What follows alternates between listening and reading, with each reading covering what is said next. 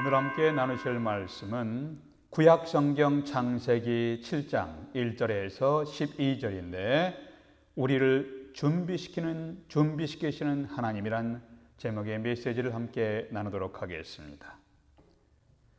성경에 어떤 사람이 900세까지 살았는데 이것이 인간이 이렇게 오래 산다는 것이 과연 가능한 일인가요? 라고 묻는 분들이 있습니다. 창조과학자들은 충분히 가능했었다고 주장합니다.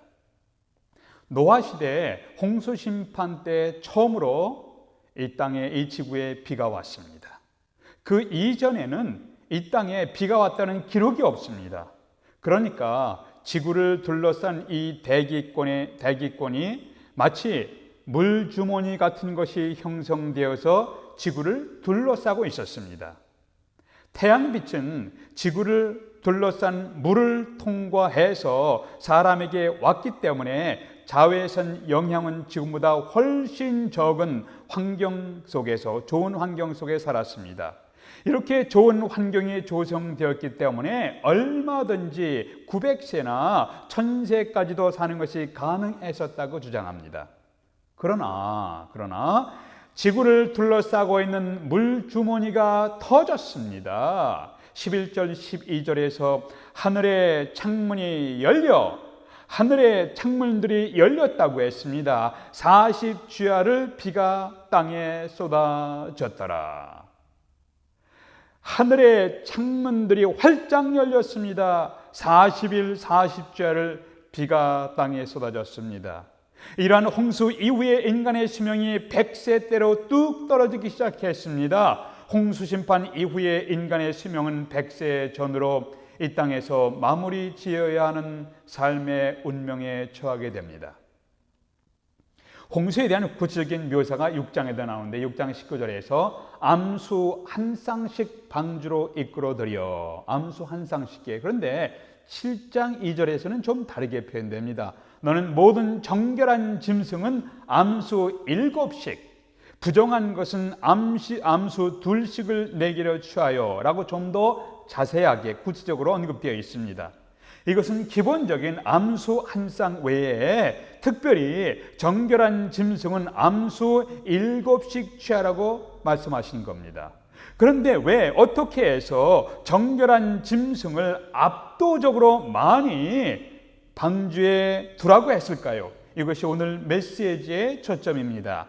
첫 번째, 하나님은 우리에게 예배를 준비하기를 기대하십니다. 예배. 8장 19절 20절에서 보니까 땅 위의 모든 동물 곧 모든 짐승과 모든 기는 것과 모든 새도 그 종류대로 방주에서 나왔더라. 노아가 여호와께 제단을 쌓고 모든 정결한 짐승과 모든 정결한 새 중에 제물을 취하여 번제로 제단에 드렸더니 전 세계를 뒤덮은 홍수의 물이 마른 후에 노아가 방주에서 나와 땅에서 우선적으로 처음으로 행한 것은 제단을 쌓고 제물을 드렸습니다. 이것은 현대말로 하면 우선적으로 방주에 나와서 하늘의 하나님께 예배를 드렸다. 예배를 드렸다는 의미입니다. 정결한 짐승을 훨씬 더 많이 방주에 들어가게 하신 것은 미래에 제사 드릴 때 쓰시려고 미리 준비하게 하신 겁니다. 하나님은 인간들이 드리는 예배를 위해서 미리 인간들로 하여금 준비하게 하셨습니다. 우리 인간을 가장 고귀하게 만드는 것은 무엇인가? 그것은 하나님께 드리는 예배입니다. 노아는 정결한 것을 선택해서 하나님 앞에 제물로 드리면서 예배를 드렸습니다. 예배는 하나님의 백성들이 갖는 특권이며 의무입니다. 죄를 지은 인간이 그 부정과 부패된 상태에도 불구하고 하나님을 만나면서 하나님께 예배 드릴 수 있는 것은 우리 인간에게 부여된 놀라운 기회이며 특권입니다. 요한복음 4장 23절에서 예수께서 이렇게 말씀하셨습니다. 아버지께 참으로 예배하는 자들은 신령과 진정으로 예배할 때가 오나니 곧 이때라. 아버지에게는 이렇게 자기에게 예배하는 자들을 찾으시느니라. 하나님은 예배하는 자들을 찾으십니다. 우리가 하나님을 찾기 전에 하나님이 먼저 우리를 찾으셨습니다. 우리가 하나님을 사랑하기 전에 하나님이 먼저 우리를 사랑하셨습니다. 예배하는 자를 찾으시는 하나님은 우리가 어떻게 준비해서 예배 드리기를 우리에게 기대하십니까? 이제 그 다음 절 요한복음 4장 24절에서는 이렇게 표현되어 있습니다. 하나님은 영이시니 예배하는 자가 신령과 진정으로 예배할지니라. 여기서 신령이라는 것은 worship in spirit. 이 스피릿 할 때 대문자 스피릿이 아니라 홀리 스피릿이 아니라 소문자 스피릿으로 기록되어 있습니다. 이것은 영으로 드리는 예배. 여기서 영은 스피릿은 뭐냐면 인간의 영을 의미하고 있습니다. 영으로 드리는 예배란 온 마음을 다해 진정으로 드리는 예배를 의미하고 있습니다. 하나님께서 여러분과 저에게 기대하시는 예배는 우리가 거칠애로 어쩔 수 없이 형식적으로 드리는 예배가 아니라 진실하게 온 마음과 정성을 다해서 드리는 예배를 여러분과 저에게 기대하십니다. 하나님은 우리의 목소리를 들으시는 것이 아니라 우리의 마음을 들으신다. God hears our heart. 우리의 마음이 찬양하지 않으면 우리는 전혀 찬양을 드리는 것이 아니라고 스펄전 목사님이 강조하셨습니다. 신령과 진정으로 예배 드리라고 하셨는데 여기에 진정으로 드리는 예배, worship in truth. 이것은 진리 안에서 드리는 예배입니다. 우리가 어떻게 진리 안에서 예배 드리는 것을 배울 수가 있습니까? 그것은 우리가 진리를 the truth, 진리를 알아야 합니다. 진리가 어디에 있습니까? 예수께서 말씀하기를 저들을 진리로 거룩하게 하옵소서. 아버지의 말씀은 진리니이다. 우리는 진리이신 하나님 말씀을 알아야 합니다.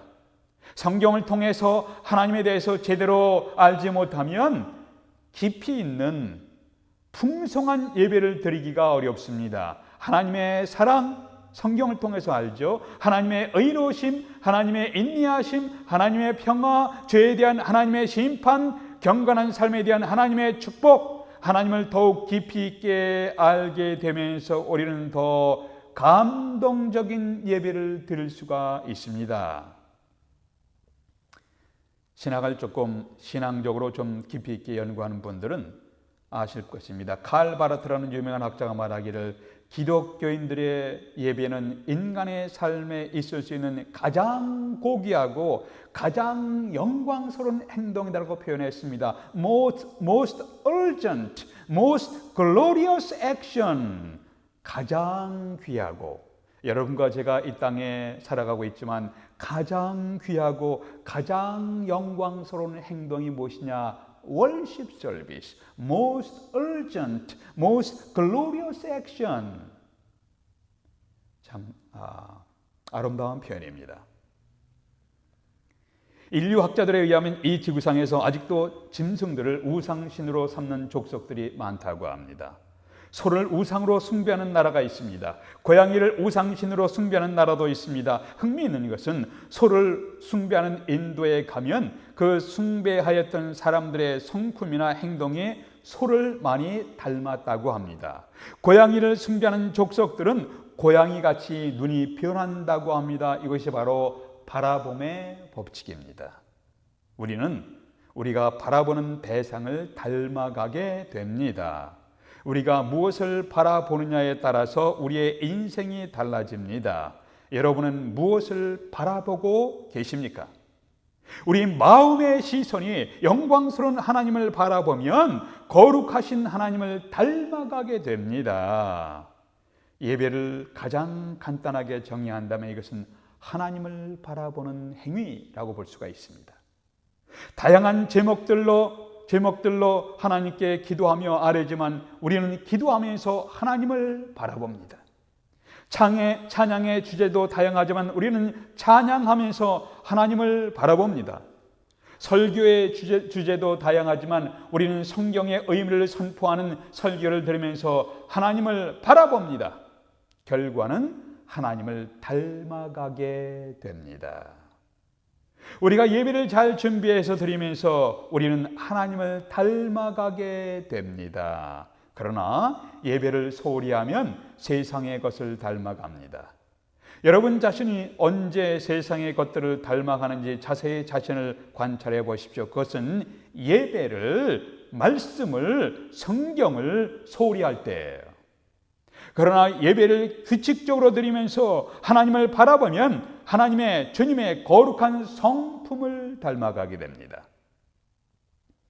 노아가 정결한 짐승 중에 제물을 택하여 드렸다는 것은 최선을 다해서 드렸다는 겁니다. 노아는 준비해서, 마음을 다해서 준비해서 예배드렸습니다. 우리가 예배드릴 때 우리의 최선을 다해서, 성의를 다해서 준비해서 하나님께 드리는 월십 예배를 드려야 합니다. 또한 노아와 그 가족들은 방주에서 나온 후에 드린 예배에 대해서 아마도 구원하신 하나님의 은혜에 감사하는 예배였을 것입니다. 그리고 앞으로 이 땅에 살아가면서 하나님의 인도하심을 구하는 예배였을 것입니다.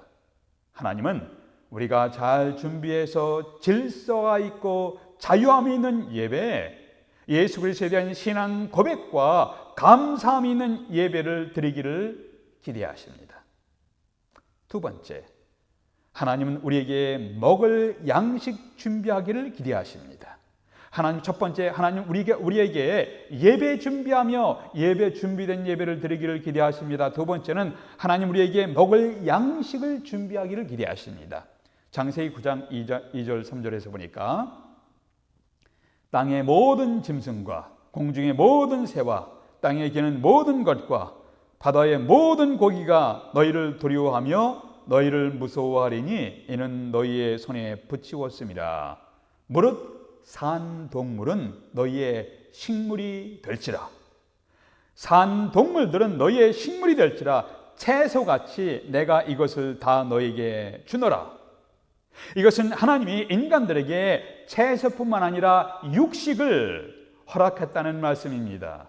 여기서 정결한 짐승과 부정한 짐승을 구분하는 것은 지저분하고 깨끗하다는 개념이 아닙니다. 이것은 우리에게 해로운가 유익한가에 대한 차이점입니다. 레위기 11장에서 음식물에 대한 나타난 규정을 지키면 현대인들이 성인병에 걸릴 위험이 거의 없어진다고 의료 전문가들이 하시는 말씀을 들었습니다. 하나님은 우리에게 식물을 선택하여 먹을 권리를 주셨습니다. 하나님이 먹지 말라고 하신 것은 먹지 않는 것이 우리의 건강에 유익합니다. 우리가 어떤 음식을 먹는가에 따라서 우리의 건강 상태에 유익할 수도 있고 해로울 수도 있습니다. 모든 음식이 우리의 건강에 다 유익한 것은 아닙니다. 어떤 음식은 독성이 들어있어서 건강을 해칠 수도 있습니다. 버섯 중에는 독이 들어있는 것도 있는데 모르고 먹으면 사람이 죽습니다. 여기에 영적으로 중요한 교훈이 있습니다. 우리가 육체를 위하여 음식을 가려서 먹는 것처럼 우리의 영혼을 위해서도 영적인 양식을 가려서 먹어야 합니다. 우리가 보고 우리가 읽고 느끼는 것을 통해서 우리는 영혼의 양식을 취합니다. 텔레비전의 부정과 부도덕한 장면, 저질 잡지, 지저분한 드라마는 우리의 영혼의 건강에 별로 좋지 못합니다. 지저분한 것을 자주 보면 우리의 영혼이 더럽게 오염될 수도 있습니다. 보는 것, 듣는 것을 선별하는 것이 여러분과 저의 영혼의 건강에 유익합니다. 우리는 교제할 때도 펠로우십도 교제할 때도 선별해야 합니다. 우리가 누구와 자주 만나서 교제하느냐에 따라서 우리의 영혼의 건강에 큰 영향을 받습니다.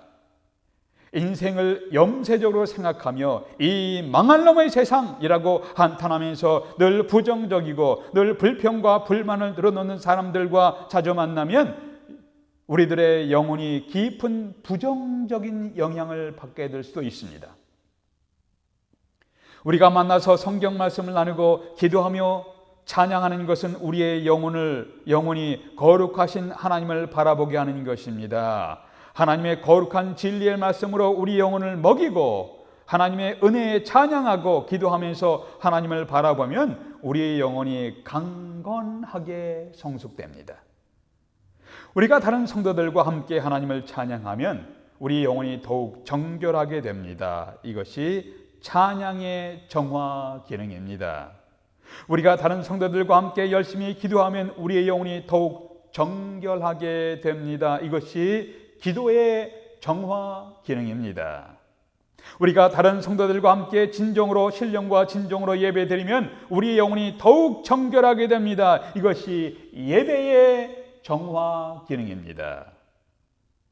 우리가 건강하게 긍정적인 성도들과 교제하게 되면 우리의 마음과 영혼이 더욱 힘을 얻고 더욱 정결한 삶을 배워가게 됩니다. 이것이 건강한 교제의 정화 기능입니다. 그래서 불평하며 부정적인 교제의 모임 피하는 것이 영적인 건강에 유익합니다. 피하지 않으면 불평과 부정적인 태도에 나도 모르게 나의 마음이 오염될 우려가 있습니다. 의료 전문가들은 말하기를 치료보다는 예방이 더 중요하다고 말합니다. 그래서 요사이에 예방의학들을 강조하고 있습니다. 우리가 평상시에 규칙적으로 성경 말씀을 배우고 평상시에 찬양하며 평상시에 기도하면서 살아가는 것은 우리 영혼을 강건하게 하고 분별력 있는 삶으로 인도해 주실 것입니다. 육신의 양식을 구별해야 하는 것처럼 영혼의 양식도 구별하여 드십시오. 세 번째, 하나님 우리에게 부정과 정결한 것을 분별하기를 기대하십니다. 두 번째 것과 약간 겹치지만은 하나님은 우리에게 부정과 정결한 것을 분별하기를 기대하십니다. 하나님께서 정결한 짐승과 함께 부정한 짐승을 두게 하신 것은 악이 존재하는 세상에 참된 정결함을 보존해야 하는 우리의 책임을 일깨우기 위해서일 것입니다. 우리는 아직도 죄 많은 세상에 살고 있습니다. 악이 존재하고 죄가 판치는 세상에 살고 있습니다. 우리가 구원받았음에도 불구하고 아직도 세상 죄에 빠질 수가 있습니다. 하나님은 죄 많은 세상 속에서 우리로 하여금 하나님의 거룩하심을 나타내며 살도록 도우십니다. 노아의 방주는 현대의 신앙 공동체 교회를 상징한다고 볼 수가 있습니다. 우리들은 예수 그리스도를 구원의 주님으로 믿고 구원받은 사람들입니다. 그러나 아직도 우리가 천국에 완전히 도착한 것은 아니에요. 구원의 방주라는 신앙 공동체 안에도 늘 정결치 못한 것들이 있습니다. 신앙 공동체 안에도 순전치 못한 것들이 늘 들어 있습니다. 이렇게 정결하지 못하고 순전하지 못한 상태에서 거룩함을 추구하며 살게 하시는 하나님의 기대감이 여러분과 저에게 있습니다. 적극적으로 하나님의 거룩함을 추구하지 않으면 우리는 부정적인 죄에 빠질 위험이 있습니다. 그래서 사도 바울은 망령되고 허탄한 이야기를 버리라. 오직 경건에 이르기를 연습하라. 육체의 연습은 약간의 유익이 있지만 경건은 범사에 유익하니 이 세상의 생활뿐 아니라 장차올 세상의 생활에도 유익하느니라. 하나님의 말씀과 기도로 거룩하여짐이니라. 디모데전서 4장에서 말씀했습니다. 여러분과 제가 사는 이 세상은 악하고 어둡습니다. 점점 지저분하게 되어가고 있습니다. 심지어 신앙 공동체도 세속을 닮아가는 모습들을 갖고 있습니다. 이러한 부정함이 우리와 함께 공존함에도 불구하고 주님은 우리에게 이렇게 말씀하십니다. 아무개야, 너는 거룩함을 추구하며 살아라. 너는 구별되게 살아야 돼. 너는 정결하게 살아가거라. 너는 거룩함을 추구하며 살아가거라. 이것이 하나님께서 여러분과 저에게 기대하시는 삶입니다. 기도하시겠습니다. 아버지 하나님, 저희들이 진지한 예배의 자리로 나아가게 하시며 늘 찬양하며 살 수 있도록 도와주시옵소서. 하나님 아버지, 기도하며 주님을 바라보며 살아가게 하시고 거룩함을 추구하며 살아가게 될 수 있도록 우리의 삶을 인도해 주시옵소서. 예수 그리스도 이름으로 기도드립니다. 아멘.